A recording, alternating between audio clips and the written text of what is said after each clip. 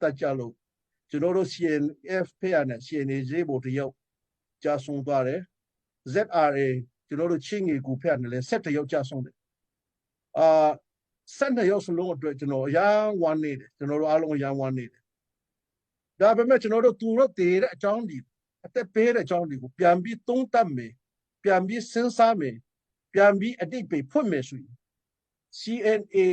ရေးပေါ်တည်တာကျွန်တော်တို့ချင်းလူမျိုးဖို့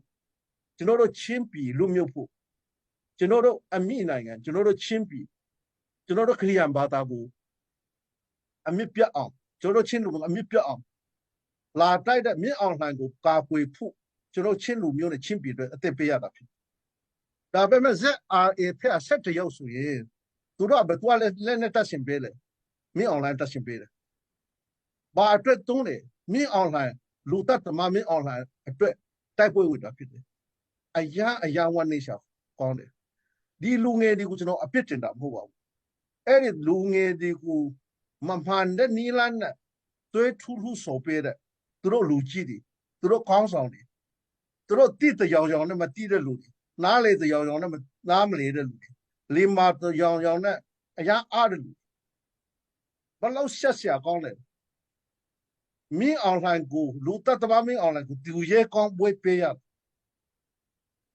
ကဘာမှာတလို့ဆက်ဆရာကောင်းတဲ့အချက်တရားမရှိပါဘူးဘလို့အချောင်သူတို့ဘလို့အချောင်ခူတယ်လေသူတို့အဖားဘလို့တော်တယ်လေဆိုတော့သူတို့ပြုတ်ပြတာပဲသူတို့ရဲ့တွဲထူးထူးဆောင်မှုကြောင့်မင်းအောင်လှိုင်ကိုလက်နဲ့တက်ရှင်ပေးတဲ့ ZRA မှာသူတို့ပါရတာဖြစ်တယ်အဲ့ဒါကြောင့်ကျွန်တော်တို့ကြာဆွန်းသွားတဲ့ရဲဘော်စစ်တရုပ်အတွက်ကျွန်တော်တို့အထူးဝမ်းနေတယ်သူတို့အသက်ပေးတာဘာအတွက်ပေးလဲဆိုတော့ကျွန်တော်ချင်းပြည်နဲ့ချင်းလူမျိုးအတွက်မဟုတ်ဘဲနဲ့မြင့်အောင်လှိုင်အတွက်ဖြစ်ရတာဖြစ်တယ်အ